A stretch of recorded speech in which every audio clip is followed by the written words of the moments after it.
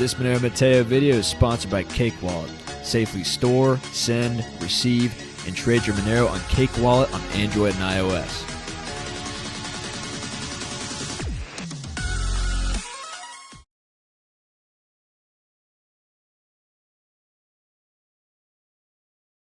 All right, what's up, guys? Monero Matteo, welcome back. So we are just doing like a social commentary here.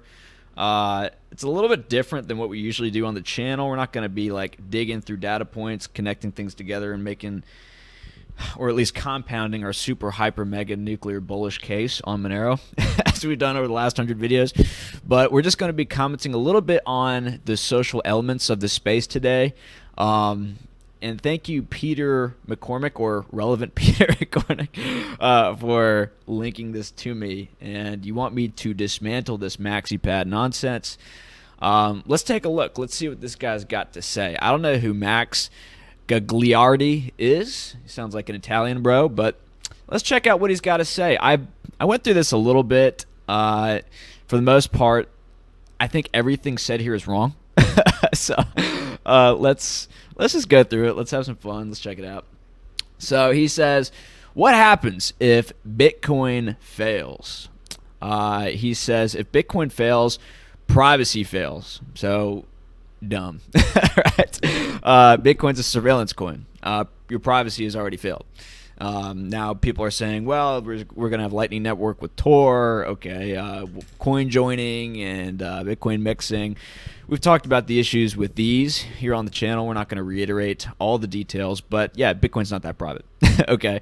And if you want something more private, it would actually be ideal for Bitcoin to fail and for people to actually recognize that there are better cryptos out there which give you more privacy, which are more fungible, which have lower transaction costs, which are quicker, etc., which is Monero. So this is wrong. This is false. And he says the ability for individuals to send and receive value peer-to-peer without the interference of government and the banking system will be lost. No, it won't. Bitcoin. So seriously, people have been transacting gold and silver for thousands of years. People do this in Venezuela. People do this all over the world still. I mean, you don't really hear about it because it's been going on. It's not news, right?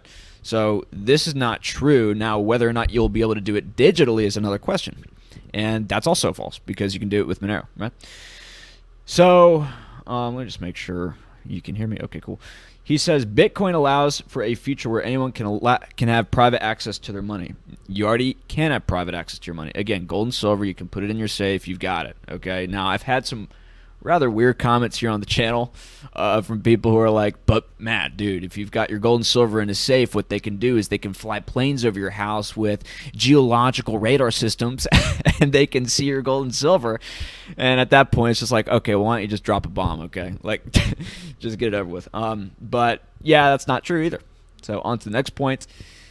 If Bitcoin fails, censorship wins. Now, we've talked about here on the channel as well. I'll link a video of how increasingly a lot of hash rate is moving to the United States. U.S. corporates are taking over that hash rate as energy problems in Europe continue to worsen, as China cracks down, Turkey cracks down, India cracks down, and other countries crack down. There were issues recently in Kazakhstan where there was about 18% of the Bitcoin hash rate. And as we talked about yesterday, the sentiment is not so great over there, so a lot of them are coming to the States. And people don't know what's really going on with Russia, which has about 10% of the Bitcoin hash rate. So maybe they're coming over to the United States as well. We don't know if they're going to ban it. We don't know if they're heavily going to regulate it. Even if they were to heavily regulate it, are they going to mandate a lot of KYC and AML to the point where there is kind of like a censorship element, right? So who knows what's going to happen, but we do know that U.S. corporates increasingly have the hash rate, and if OFAC decides with the U.S. government that they want to censor transactions, or they're going to use the Ruskies as an excuse and say, hey, the Russians are getting into Bitcoin, which means that they're trying to evade our sanctions, which means that we need to get into the Bitcoin blockchain and make sure that they're not invading our sanctions, which means OFAC compliant pools, which we've already seen before with Marathon's mining pool up in Canada, then you're not going to have a censorship resistant blockchain anymore for the most part. And yeah, that's going to be a problem. Censorship is already winning on social media. And yeah, yeah, this isn't true either. So, by the way, follow me on Gab. Gab is very cool. Gab is my favorite alternative social media platform right now, which is very Christian oriented, which has a very good value system. I think the only thing they censor over there is adult entertainment, but we don't need any of that here. And that's my favorite alternative to Twitter. Some of you have mentioned Panquake. If you guys have more information on Panquake, I think that's what it's called. Leave a comment. Let me know what you guys think of Panquake. Sounds cool. I guess it's like a blockchain social media that's private or something like this. I don't know. Tony, you had recommended it. What's up, Tony? He says, we are in an unprecedented age of censorship. That's correct. Bitcoin is the most secure network that has ever been built. Resilient, anti-fragile, and permissionless. Open to anyone in the world. There's nothing else like it. That's not true. Bitcoin can't be censored. I would imagine with the decentralized peer-to-peer mining pools that Monero now has, I would imagine that it's actually more resilient and anti-fragile than Bitcoin. And I think that we've seen during geopolitical upheaval with bans going on and stuff in Kazakhstan, the hash rate and the network for Monero has actually proven to be more resilient than Bitcoin's. So to some degree, that's because you mine this stuff with a laptop. You don't need ASICs hardware, which I anticipate in the future is going to be regulated. Maybe you're going to need a license to mine Bitcoin, in which case they're going to get information on people who buy ASICs hardware. And the funny thing is, maybe you're going to have to buy ASICs on the dark webs or the black markets with Monero, right? So, I mean, I think Monero is more resilient, anti-fragile, and permissionless than Bitcoin. So, point number 3 is false. Moving on. Where's my water? Number 4, Quattro.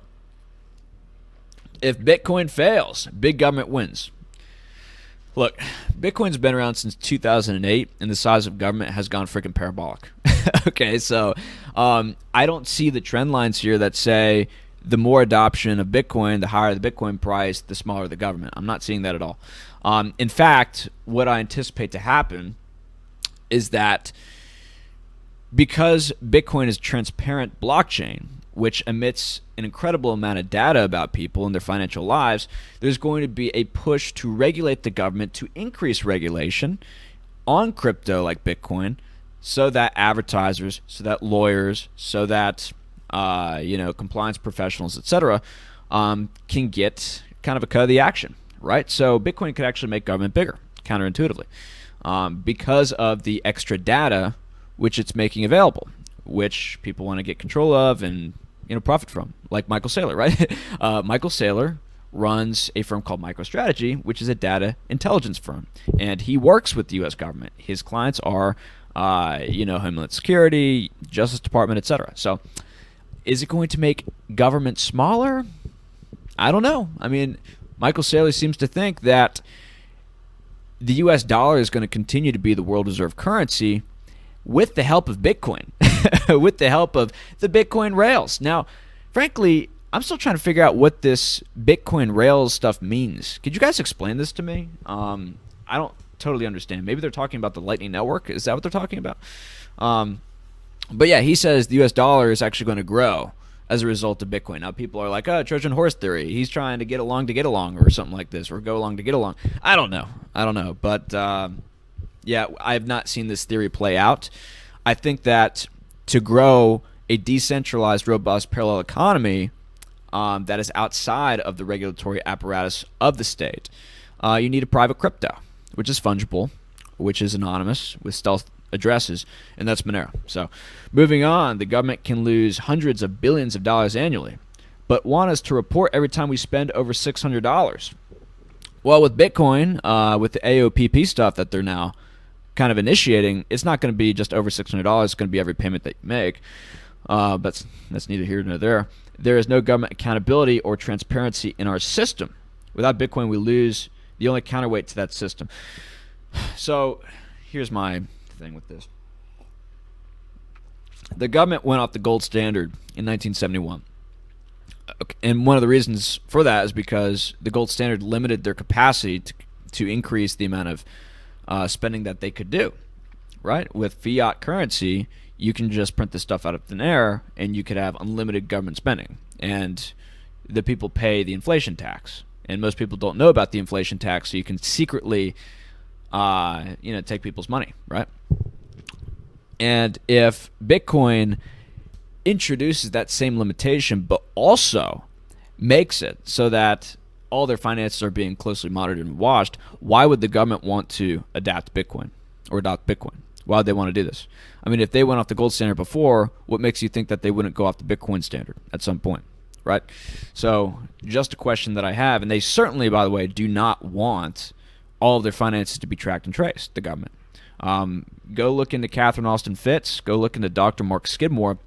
I mean, there's been trillions of dollars of what they call undocumented adjustments in some of these, financial reports from some of these departments like Housing and Urban Development and the Department of Defense. Trillions of dollars that just go missing.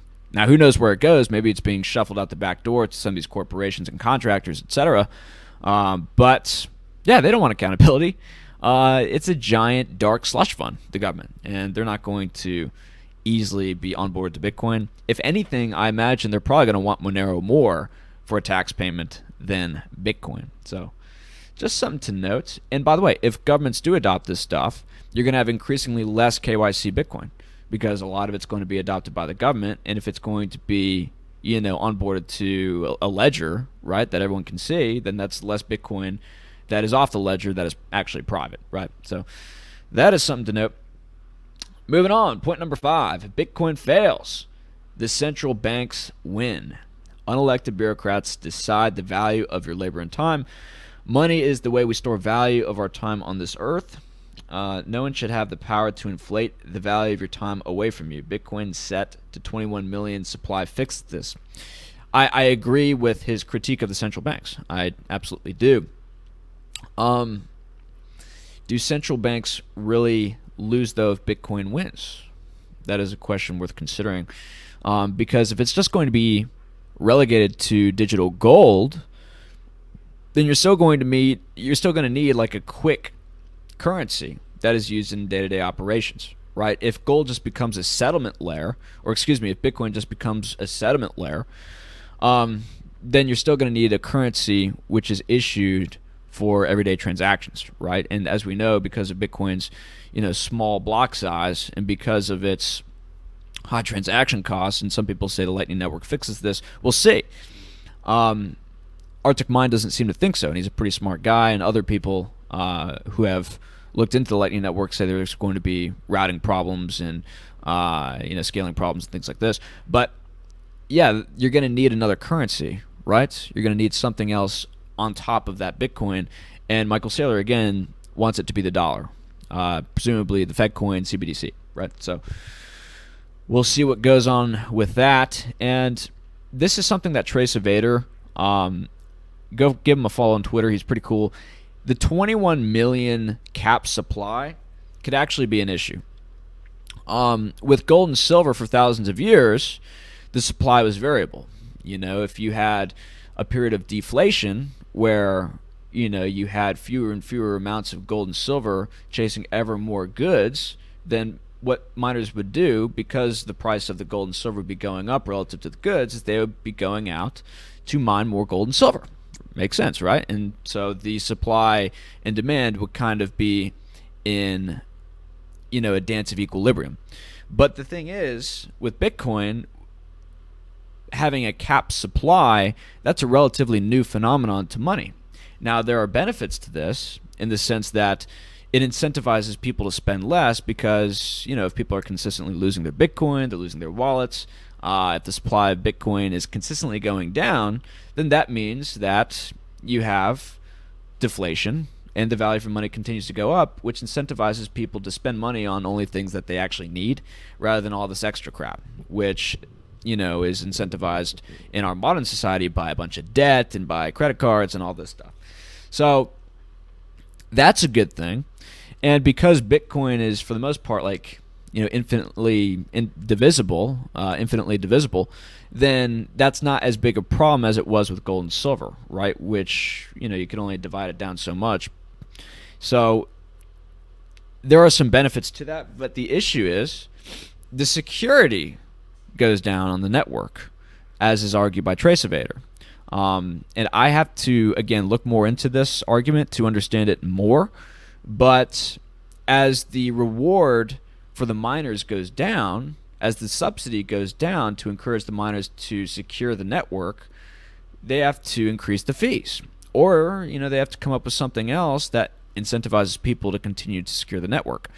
Now, people say this is a problem that's going to be experienced by Bitcoin sometime in the next, 50 years or something like this. Maybe not. Maybe it's sooner. But some commentators have already noted that the security relative to market cap, relative to whatever, is going down. Now, if you know more about this, I'm not an expert on this particular argument, but if you know more about this, please leave a comment. I find it interesting.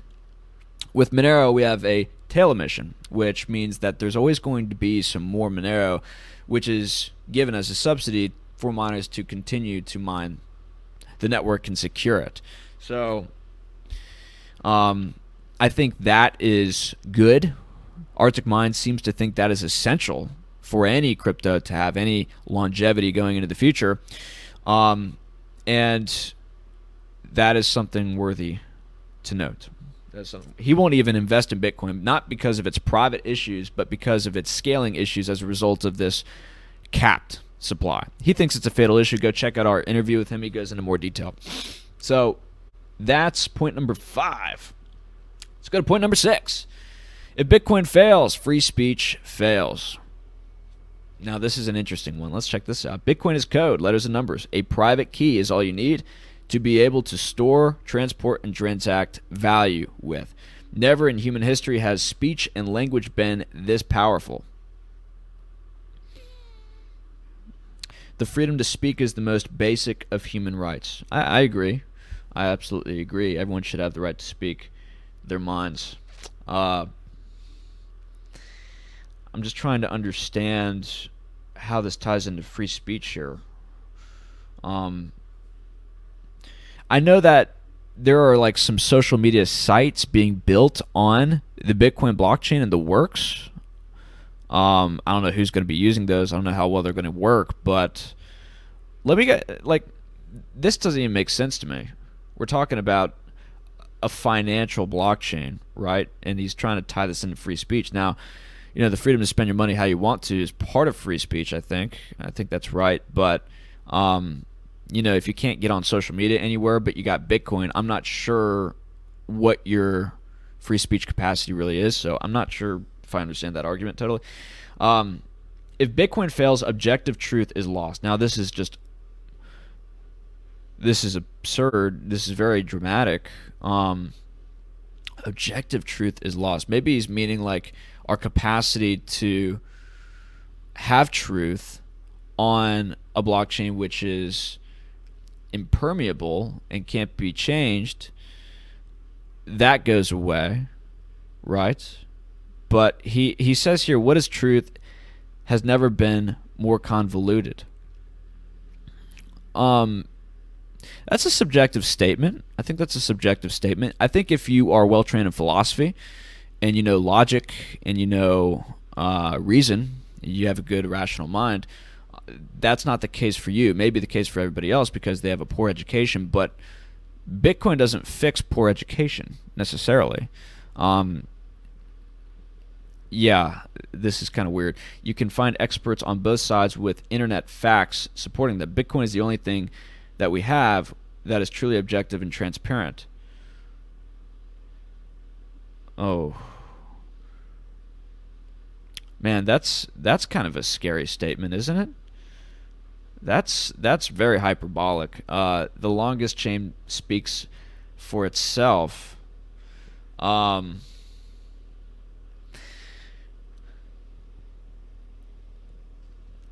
Yeah, I don't even know what to say about that. There's so much to unpack there that I don't even know where to get started. So he's basically saying truth does not exist without Bitcoin? Bro, come on, dude. We're just going to throw out like 2,000 years of philosophy and just say that doesn't matter. So let's just move on. I'm not even sure how to address that. If Bitcoin fails, the energy transition fails. If the hope is to transition to a new energy future, we need Bitcoin. the energy buyer of first and last resort. Bitcoin monetizes energy waste and incentivizes new and efficient energy resources. Energy and Bitcoin are nearly synonymous. Oh my goodness. Guys, are you starting to see, like, this is kind of a cult here? This is starting to concern me. Do you guys know who this guy is?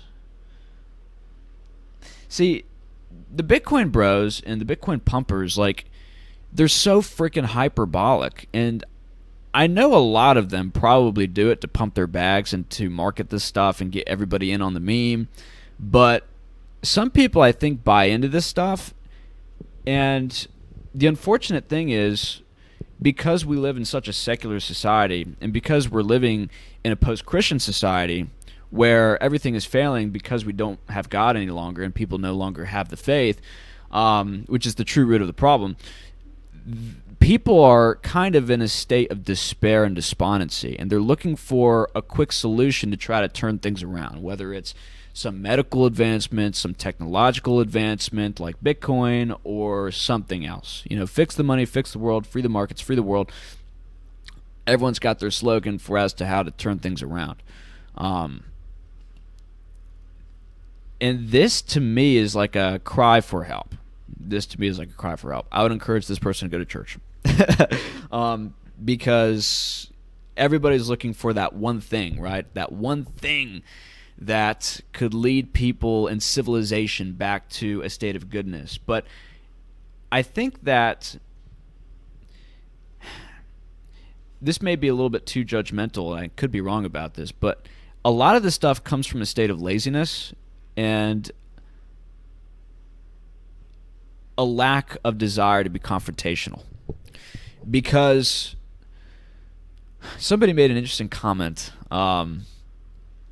about nuclear weapons. They said that it's because of nuclear weapons that we've developed such a non-confrontational, pussified, gynocentric society, right? It's because we have nuclear weapons that we no longer have to fear catastrophic, mass casualty, sufferable wars, right? And maybe to a certain degree that's made us weak. But also, people don't want to confront very fundamental societal moral problems that a lot of people have, right? That really ruffle a lot of feathers. And if you really want to change society for the better, you've got to be willing to tell people that they're doing something immoral, they're doing something wrong, and you need to repent and change your ways, or else you're going to not only bring yourself down, but you're going to bring all of us down. Because, sin is kind of infectious. In the Orthodox Church, there's the idea of ancestral sin. It's not original sin. It's not the idea that we're all born with sin. We're born in a fallen way, and into a fallen nature. But it's not, and I don't want to comment too much on theology because this is a sensitive subject, but the idea of ancestral sin is that because we are surrounded by kind of like a historical precedent of sin, it makes it easier for us to sin. Like when you're around, bad influences, then you're more inclined to do bad things. And if you're at church with a bunch of, holy, godly people, you're less inclined to curse. You're less inclined to get drunk and to do other inappropriate things. It's sort of that whole idea of, the 5 closest people around you are going to determine who you are, right? We're influenced by our environment. And if you want to change your environment and you want to change society, you're going to have to encourage people to act in different ways than what they've been doing. Or you're going to have to just reject them and say, you know what? You're acting in a way that's inappropriate. You are now ostracized from the group. You're not part of our group. Maybe that incentivizes them to change their ways. But fundamentally, it's a moral issue, what's going on in society. And because there's no structure anymore in this post-Christian society of fighting evil, of fighting degeneracy and things that debase society, then what happens is people like this come with surface level solutions and say, hey, this is going to fix all of your problems that you're experiencing. It's an easy fix that they're trying to sell you, rather than telling you, hey, you need to get up off your butt, you need to stop doing this, you need to repent, you need to maybe, give food to the poor or something like this. You need to actually live a moral and good life, which is very difficult, which is very hard. I mean, let me not pretend like it's easy, and let me not pretend like I'm doing that to the best that I can. I mean, I try, but it's tough. But that is how you really revolutionize the world. That's how you really change society, right? And Stefan Molyneux talks a lot about peaceful parenting. I think that's a great thing. Mark Passio talks a lot about the natural law and rejecting evil and speaking the truth and things like this. That is how you do it. It's not with cryptocurrency. I mean, if anything, we invest in crypto, particularly Monero and private cryptos, because we see the fundamental issues in society are not being fixed. They're not being addressed. Everyone wants to come up with easy fix solutions like this, which promise people, a whole new world, but really grant almost nothing. And we see them ignoring the moral decay and the moral collapse, which is behind the collapse of just about everything else. When the division between good and evil breaks down, then that border breakdown expands to everything else. The border breakdown of your country, the border breakdown of civilizations, and the border breakdown of even genders, it seems now. I mean, there is an ever-increasing breakdown of order because of the breakdown of the barrier between good and evil, and our capacity to recognize that and our capacity to act in accordance with that. So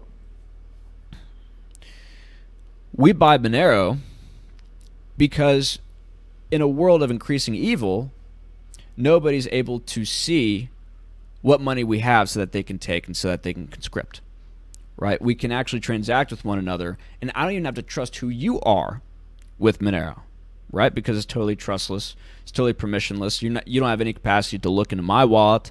You can't connect my wallet with my personal identity, things like this. I mean, that's all very important in this society. Now, Monero and parallel economies could do a lot of good to kind of fight back against the evil that's taking place, which wants to kind of kill the free market economy and create like a neo-feudal technocratic society. I get all that. But these are things to consider. These are things to consider. I don't want to rant too long on that. Let's move on. Point number 9, if Bitcoin fails, capitalism fails. There's no CEO of Bitcoin. Bitcoin gained value organically from the bottom up. The network represents the spirit of capitalism harnessed in code. Self-interest combined with innovation and ingenuity. If you value capitalism, value Bitcoin. So we value capitalism, right? And capitalism does grant indeed innovation and ingenuity. So the thing about this, which is interesting, is that to believe that Bitcoin is going to continue to be the market leader, you have to believe that there's nothing that's going to be innovated which is better than it, right? I mean, like he said, there's no CEO of Bitcoin. Bitcoin can't lobby the government, really, in order to establish dominance in the crypto sector. Actually, maybe they can. Maybe the Bitcoin bros could lobby the government. Hey, only Bitcoin could be legal tender, not these other cryptos, right? In fact, you should ban these other cryptos. Maybe that could happen, right? But if you believe in capitalism, you believe in innovation. And innovation has already happened in the crypto space to the point where Bitcoin has been made obsolete. Anything that Bitcoin can do, Monero can do better. Okay, so if you believe in that spirit of capitalism harnessed in code, well, then you should have your ears perked for anything which could outcompete Bitcoin, right? So maybe he should say, if crypto fails, capitalism fails. But even then, that's not entirely true, because maybe something comes along that's better than crypto. Whether or not that happens as a medium of exchange, I don't think that will happen. I think crypto is really the height of our capacity to have a medium of exchange. Now, whether or not it's a store of value, that's a whole other debate we're going to talk about next week if I have the time. I don't think it is a store of value. I think there are issues with that. And maybe if it is a store of value, it's not the best store of value. I think gold and silver are still the most optimal store of values. We'll make the case for that. But that's something I want to note there. Number 10. Let's see. How far are we? If Bitcoin fails, we will own nothing. Peter Schiff would say, if you own Bitcoin, you own nothing. So, we don't own anything of value. Oh my goodness. Oh Lord have mercy. There's so much wrong here. Okay. Property and money are regulated and stored with custodians. You don't own it. You just have a claim. With Bitcoin, the value of your life's work can be stored in a few words. Free to take with you anywhere. So,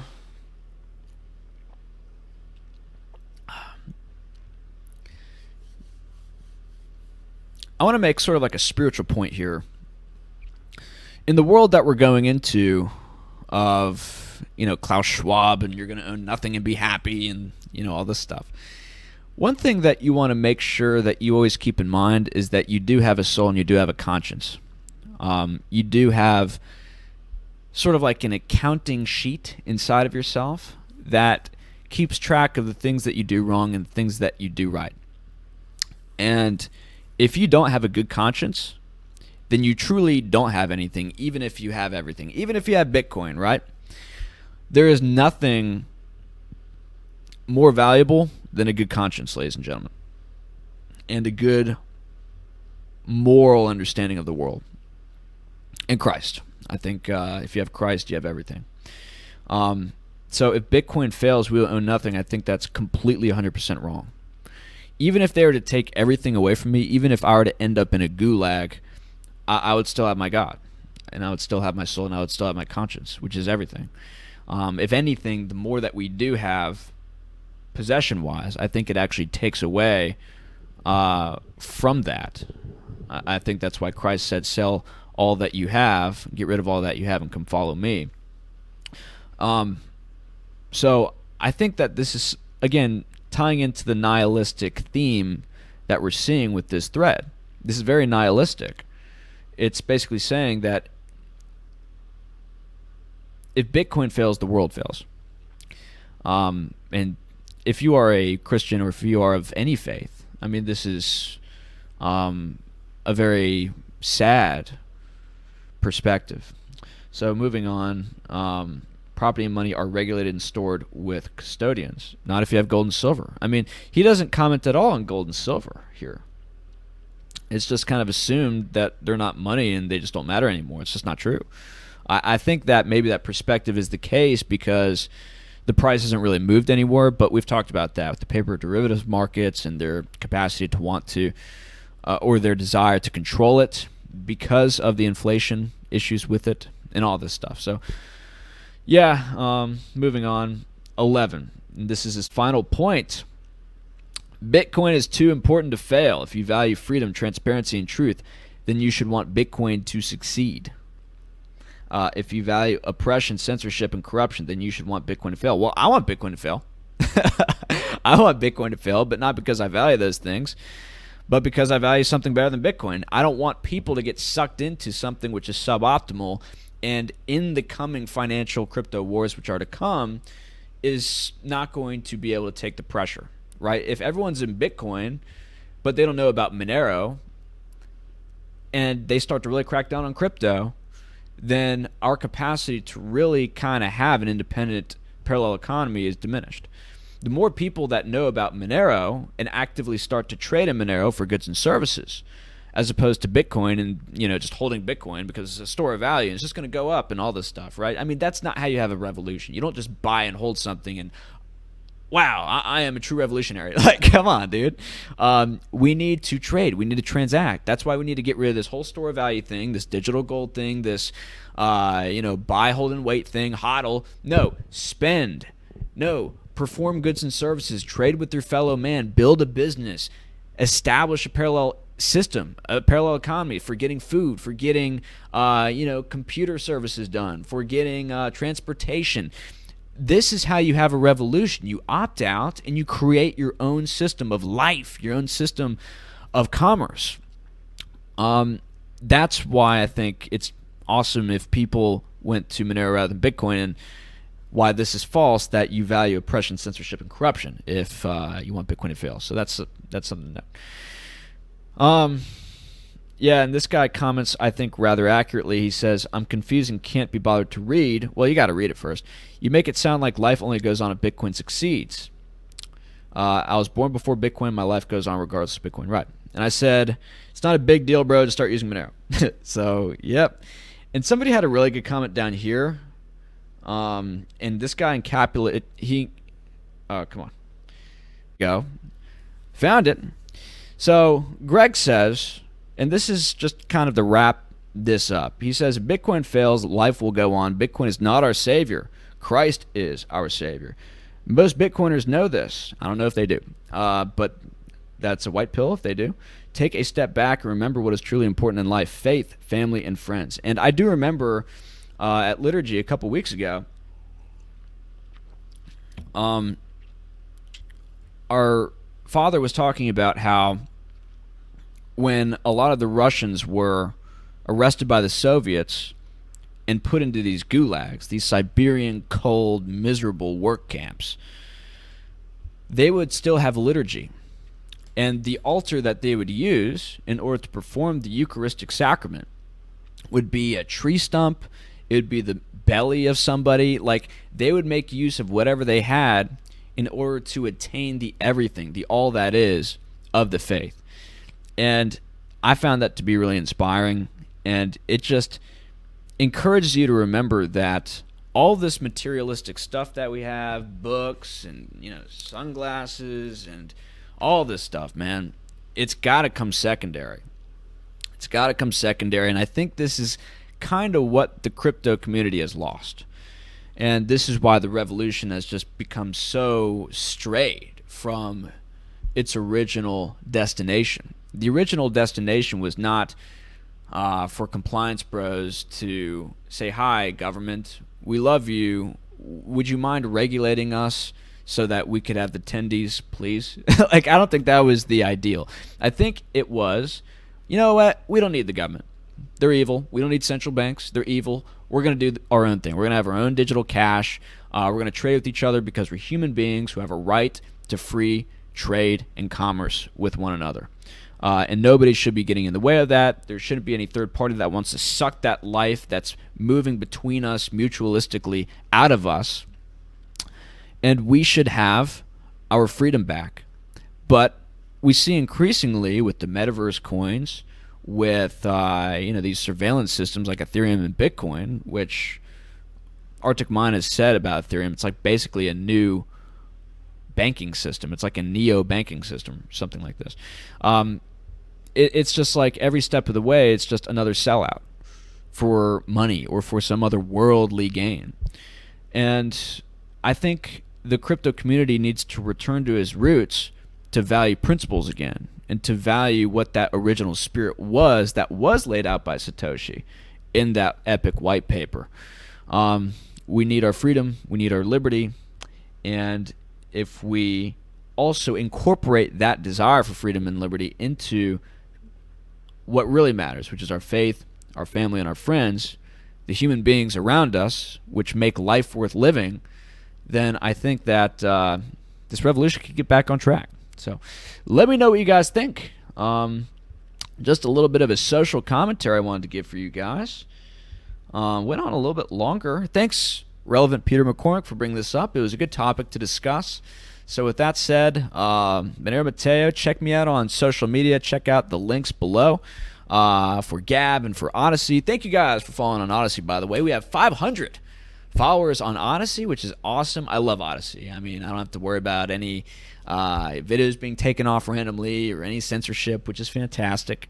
And you don't have to watch commercials because now we're monetized on YouTube. Amazingly, I'm surprised we are monetized with everything that we talk about. But who knows? Maybe they'll wake up and figure out who we are and what it is we're trying to do here. But yeah, go check us out on Telegram and Gab, especially. Gab is very cool. And then the donation links below. Thank you for those who are donating. And remember to give me a shout out if you incorporate somebody into the Monero Bro Battalion who is accepting Monero for goods and services as a business, or they're just an individual getting into Monero. Reach out to me on Twitter. I'll give you a retweet. I'll give you a shout out here. There's somebody who did that recently. I forgot to give him a shout out in this video. I'll do it for the next one. But it's good to see that the network is growing and more people are accepting this stuff and understanding the value of it. So good stuff. Good stuff. Monero Matteo, you guys have a great day. God bless you.